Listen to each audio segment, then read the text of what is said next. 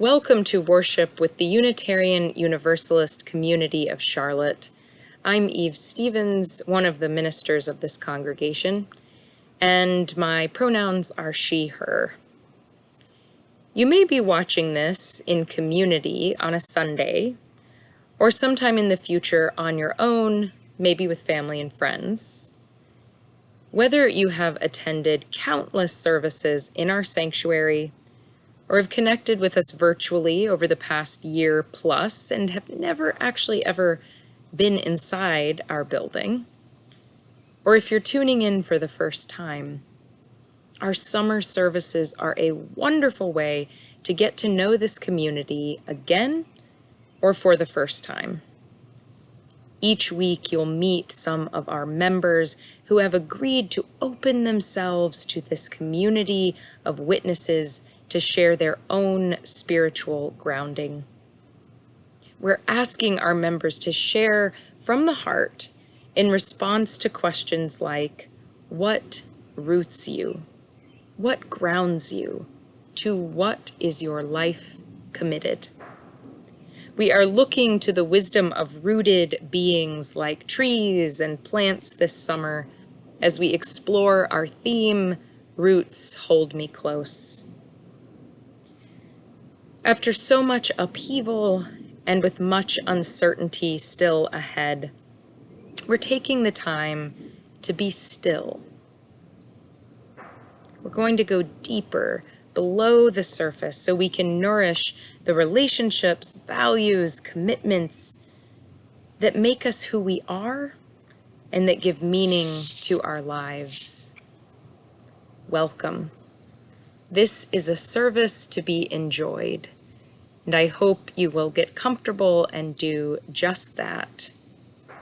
If you would like to join in the community of people watching this service live, you can head to our public Facebook page where you can welcome one another in real time.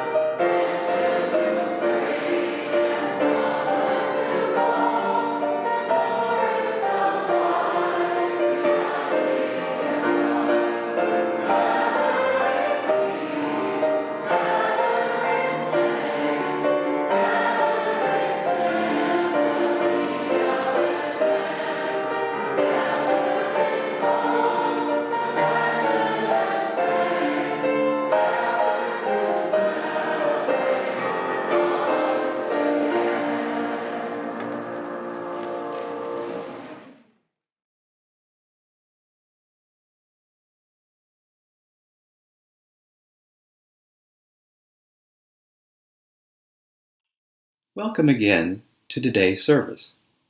I am Bill Gay, a longtime member of this congregation. Visitors, we are delighted to have you with us this morning. You may have felt curious about Unitarian Universalism or this particular congregation for a long time, or you may have just recently found out that we exist. Whatever your path, whatever your spiritual background, and whatever questions you bring with you to this experience, welcome and thank you for spending part of your morning with us. This summer, you can tune in each week to hear personal reflections from some of our members. During this time, while our services continue to be conducted virtually, these personal reflections may help you begin to get to know this community better. I also encourage you to subscribe to Currents, our weekly e-newsletter, for the latest ways to connect with the congregation, including in-person offerings. If you would like to learn more about us, or would like to talk to one of our ministers, reach out to our membership coordinator, Kelly Green. Her email is Kelly, Kelly, @uuccharlotte.org. Again, welcome.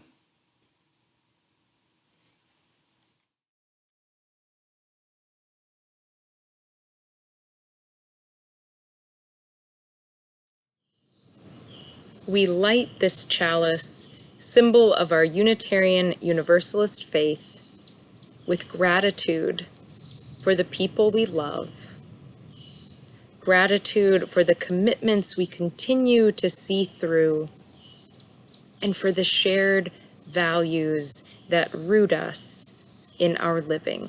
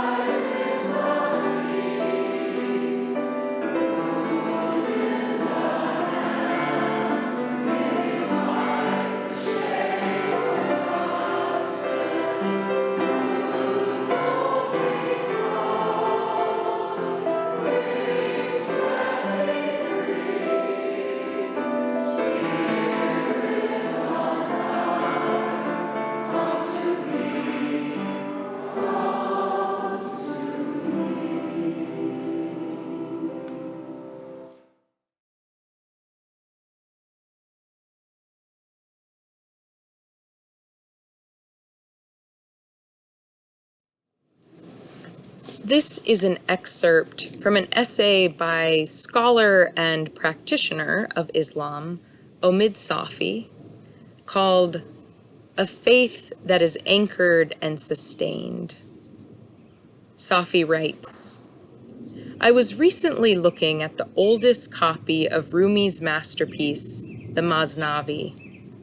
This is a massive 50,000 line, 6-volume mystical allegory that begins with our current state of brokenness and calls us back to a path of radical love, before culminating in a story of what it means to be a whole human being.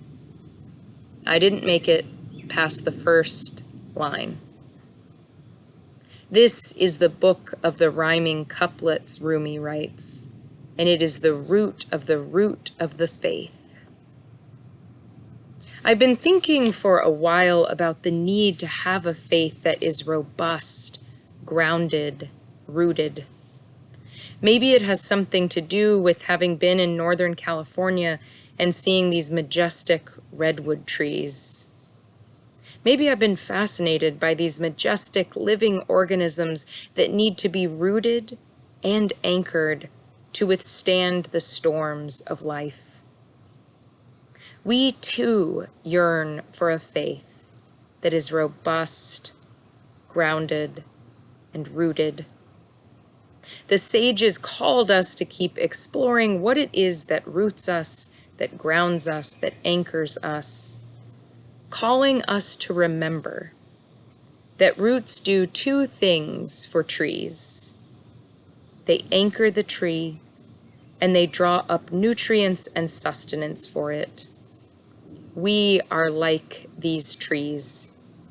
We need to be anchored, and we need to be sustained.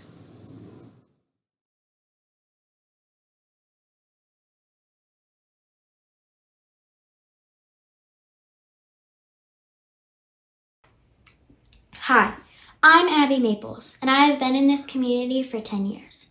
I grew up with my big brother, who is 2.5 years older than me. He is one of those brothers that is not very mean and who always helps me. The best kind of brother. I also grew up with my mom and dad, who support me no matter what, and through all my ups and downs. My grandma also helped me and my brother a lot and took care of us.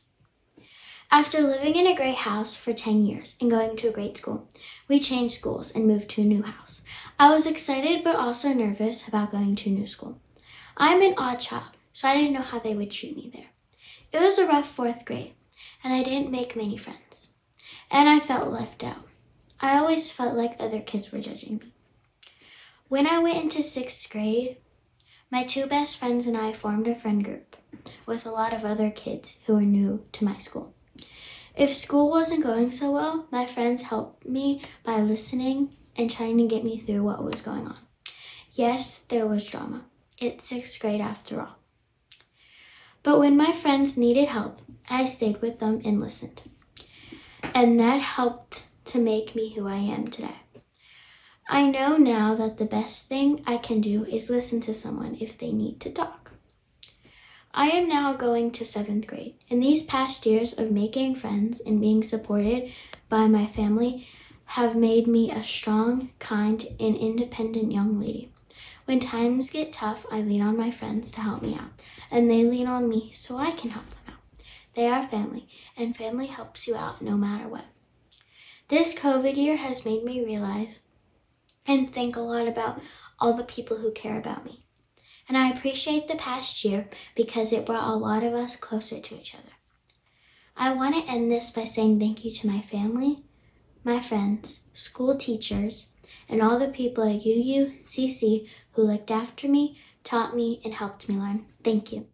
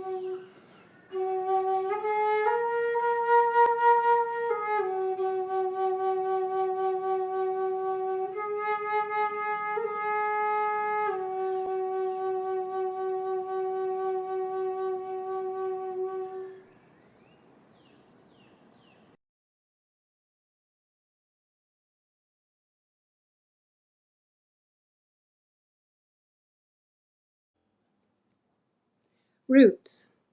By the time this service takes place, I will be in the cool of northern Michigan with someone whose roots are sunk into the land, lakes, and people there.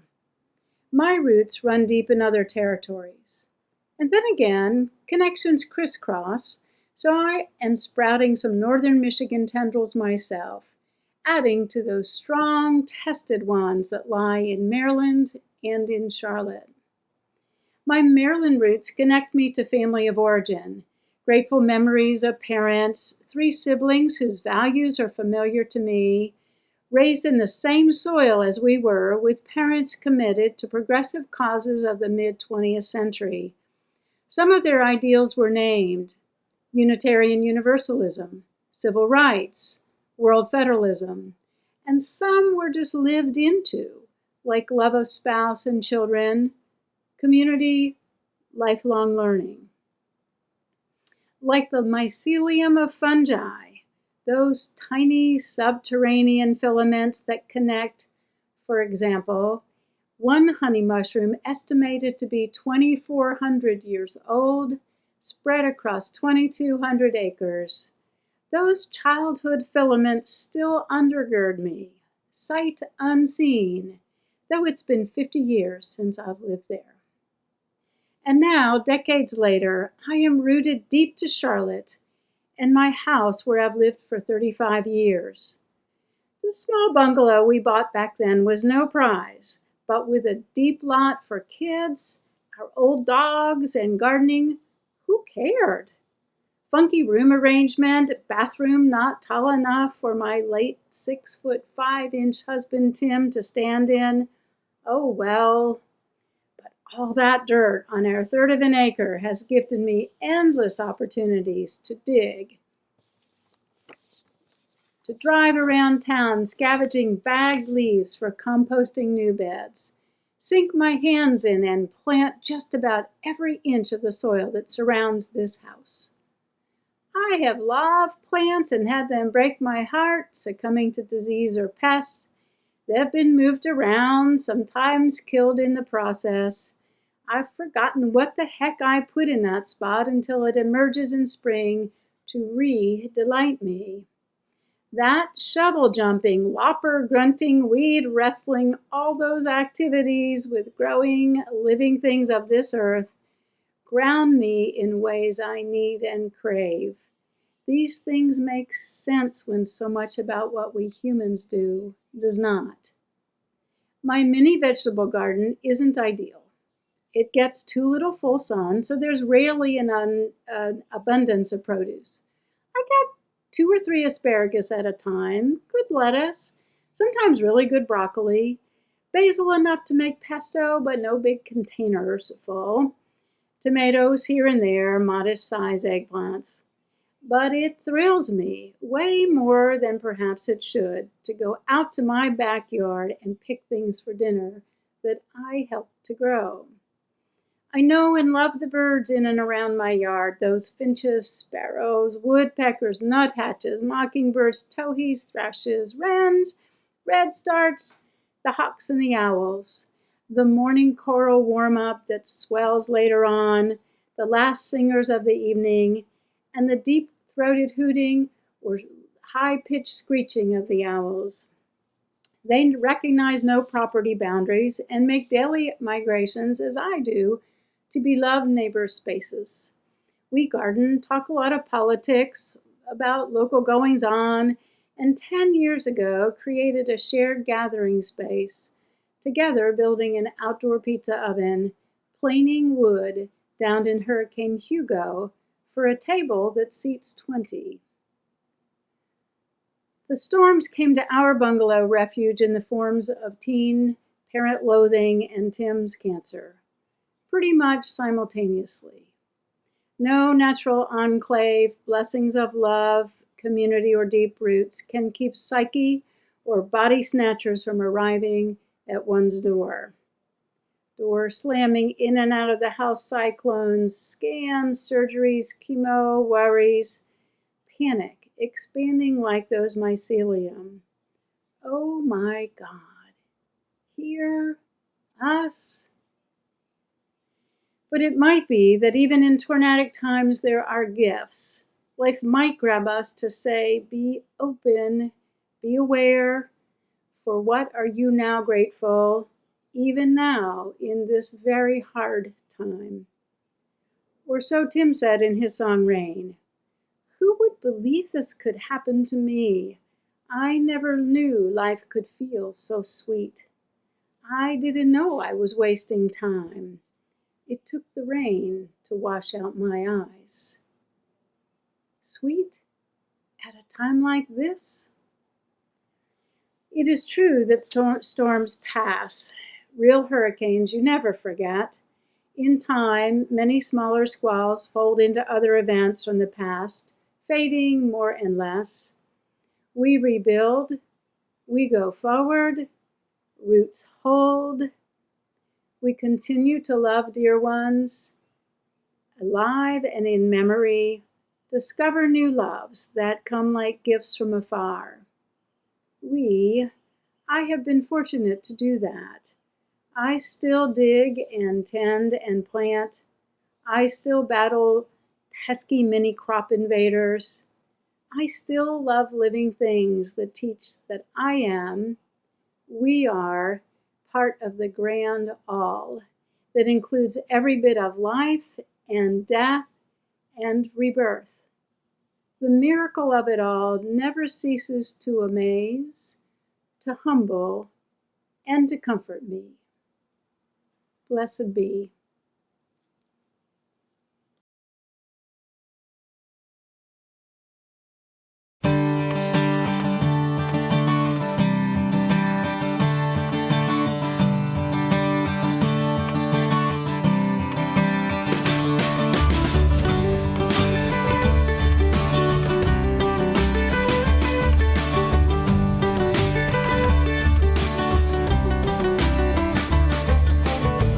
Cold day, it's raining, but you don't hear me complaining. I'm just so glad to be here and alive.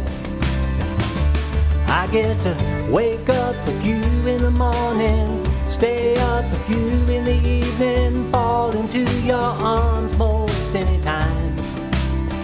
Who could believe this could happen to me? I didn't know life could feel so sweet. I didn't know I was wasting time, running scared and running blind.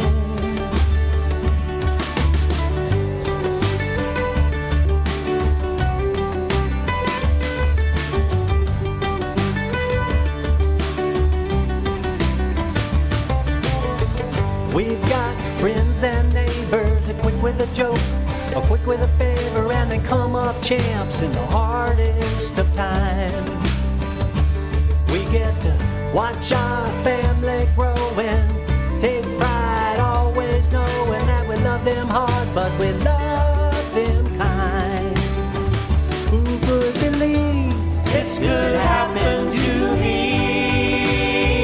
I didn't know life could feel so sweet. I didn't know I was wasting time, running scared and running blind.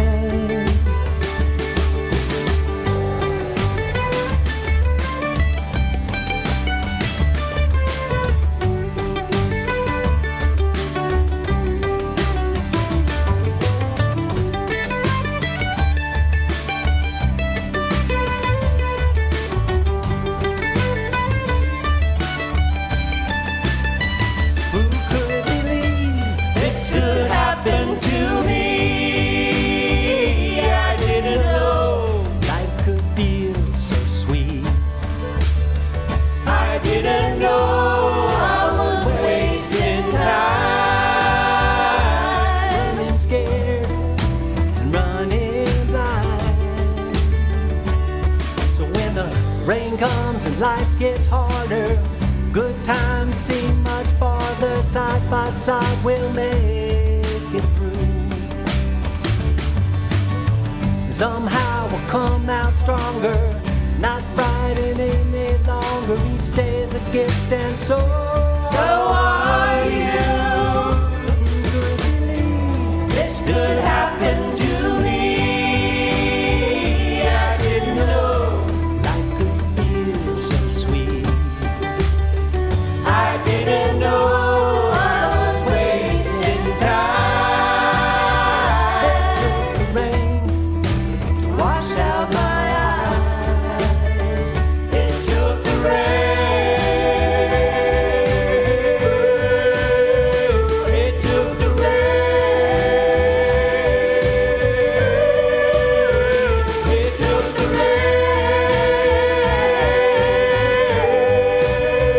It took the rain to wash out my eyes.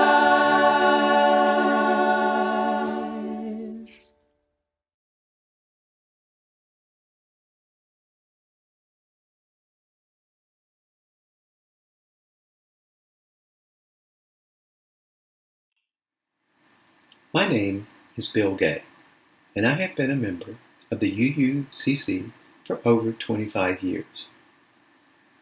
I will address the question, to what is my life committed? For me, the answer to that question has remained the same for over 4 decades. Beyond my continuing commitment to my wife and daughter, I have held fast to my commitment to nonviolence and social justice, even as I grade, and later when I retired from my career as a philosophy professor. Over the years, I have found that increasingly, UU values resonate with the ones to which I have committed my life. When the UUA's General Assembly met in Charlotte in 2011, I attended sessions that addressed in an honest manner the UU's past shortcomings on matters of racial inclusion. These sessions solidified my commitment to our UU community. I respect the admission of past failures and the attempt to move forward toward greater inclusion. I think that our UU community is committed to an ongoing examination of our values and to admitting areas where we will still need to make changes, both within and beyond our own community. We can initially begin our efforts to raise the consciousness of others through private conversations, and as needed, we can proceed to more public efforts that continue what should be our respectful and nonviolent efforts to raise consciousness and change behavior. I have found in my teaching and in my life that this effort works best when we begin by sharing our own values and engaging in respectful dialogue with those who may differ from us and may even be offending us, rather than avoiding or rejecting them, or worse, physically harming them. I will share some of my specific values and commitments, and I welcome conversations with you. For many years I have said I am a pacifist, I am a feminist, I'm an advocate of LGBTQ rights, racial justice, prison reform, and the list goes on. We often hear less about pacifism and feminism, so I'll say a little more about them. My commitment to pacifism follows from my commitment to nonviolence. Pacifism is the moral objection to war, an egregious manifestation of large-scale violence. Pacifists, however, are not passive. They are activists who rely on nonviolent methods of opposing the many types of injustice, from interpersonal relations through militarism and war. Feminism affirms the political, economic, and social equality of women and men. Throughout human history, while about half the world's population has remained female, patriarchalism has kept women and girls in subordinate roles, and has done so through physical, structural, and cultural violence. At the same time, patriarchalism, coupled with racism, classism, and heterosexism, has especially benefited white, affluent, heterosexual men. On these topics, I have tried to engage not just with my students, but also with others, including in our own UU community. In this regard, I find support in our mission statement that calls on us to nurture loving community, cultivate courageous connections, and partner in the work of justice. These views are also reflected in our Covenant of Right Relations that states, welcome members and visitors alike with warmth and hospitality.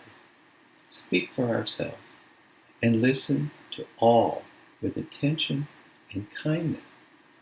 Remain open to understanding that we can learn and grow from our connection to people with both similar and differing viewpoints. I have found that language plays a key role in legitimating and sustaining the many types of injustice and violence. Language precipitates and normalizes psychological and physical violence, from the aggression in many children's jokes through the gender, racial, and ethnic slurs of youth and adults, and all the way to the deceptive and outright perverse language of war and genocide exploited by politicians and then, sadly, assimilated all too quickly and uncritically by the public. For me, the important measure is whether we work with passion on reducing at least one of the critical and chronic forms of injustice. Active and persistent resistance to any form of oppression may be morally necessary, but injustice in one form or another will continue, and we risk myopia or even folly to think otherwise. In line with Gandhi and King, I have given my heart and my passion to nonviolence as the highest value, and as the more powerful force in advancing social justice. I say honestly and proudly that I have not gotten to where I am solely through books or my teaching. Two people have had the greatest impact in enlightening me about issues of oppression and have stirred my passions, making my commitments personal and vital. These two people are my wife Carol and our daughter Heather. Carol is the love of my life and a continuing inspiration. From our Boston days through when she taught women and gender studies at UNC Charlotte, Carol has shown me how the continuing violence and injustice against women and girls often goes unnoticed or is simply taken for granted. Because of Heather, Carol and I have both made LGBTQ issues not just another worthy cause, but a personal passion. In New York City, Heather has worked tirelessly with homeless LGBTQ youth, especially trans youth. She has shown us the importance of responding to the plight of these equally precious and worthy individuals and the particular vulnerability of trans women of color, as well as the beauty of same-sex marriage. In my efforts, Carol and Heather have especially augmented my passions and supported my commitments in ways that sustain me, grace my life, and lift my spirit.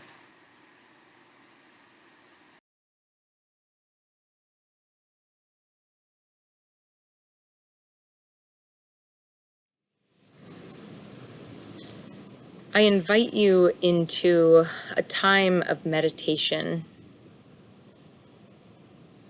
Allow your breath to deepen and maybe take a moment to get more present in your body. You might give yourself a little shoulder rub. Maybe that makes you notice the tension in your palms. Give those a rub.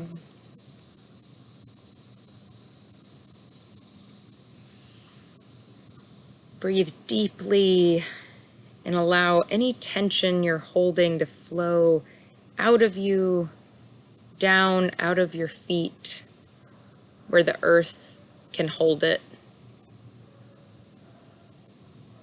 Then close your eyes.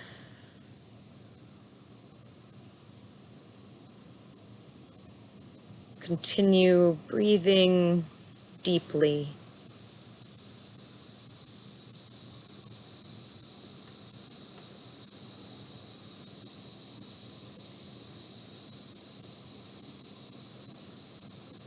I offer you these words adapted from Unitarian Universalist minister Carolyn S. Owen Towle. See a blossom in your mind's eye. Allow it to fill the interior of your imagination.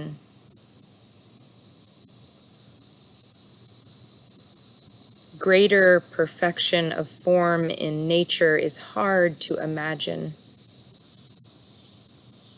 With inward gaze, absorb each wondrous, fluted petal. Slide down its humid surface until you drop as the dew into its velvety core. Immerse your senses in this safe chamber,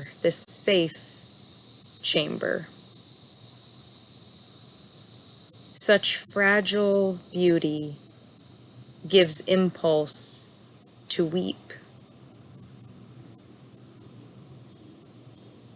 Slowly reverse the journey.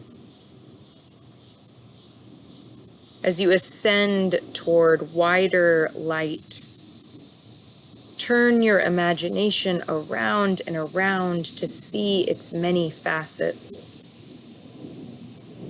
Stored within is the memory of all flowers. Marvel that this creation, while utterly fragile, yet undaunted, boldly buds forth, turning resolutely toward the sun.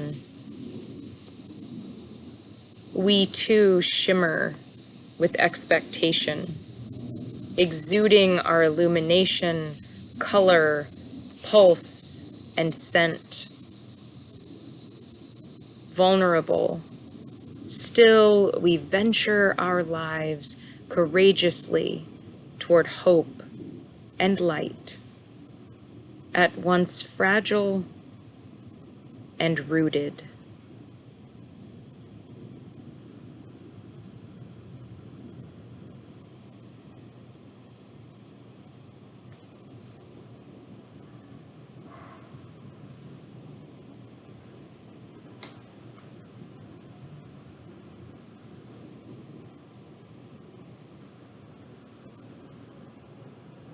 Amen.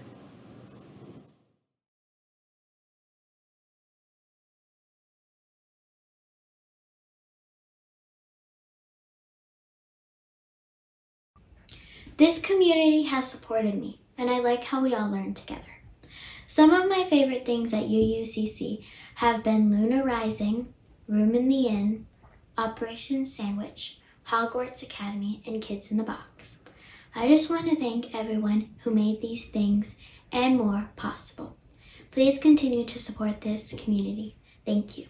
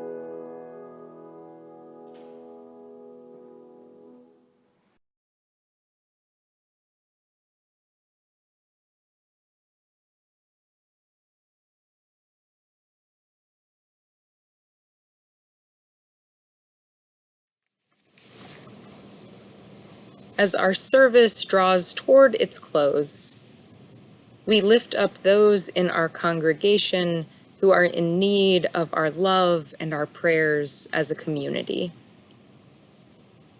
Some of you were in attendance yesterday when our minister, Jay Leach, led a graveside service for our member, Barbara Bass.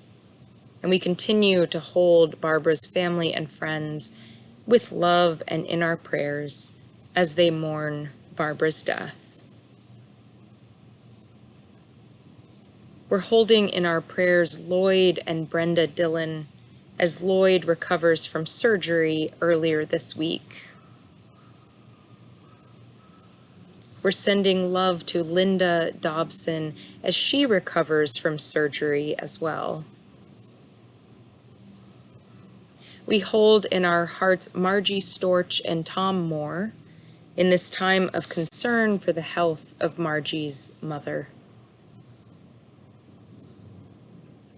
We hold in our prayers Deb and Greg Swindlehurst and their family as they grieve the death of Deb's mother.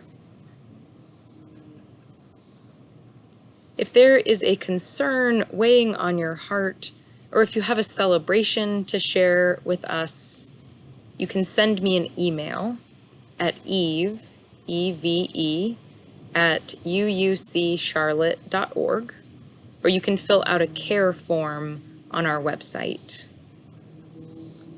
If you've been looking for some in-person interaction with this community, weather permitting, and if you're watching this service live, you can join us at 234 North Sharon Amity Road, not long from now at 11 a.m. for Summer Sing. We set up in a shady spot, and our beloved director of music, John Herrick, leads us in familiar and new songs. You can also head to our website where you'll find a calendar with all kinds of offerings for all ages to learn and connect here. Be well, reach out when you need us, and we'll hope to see you in person or virtually soon.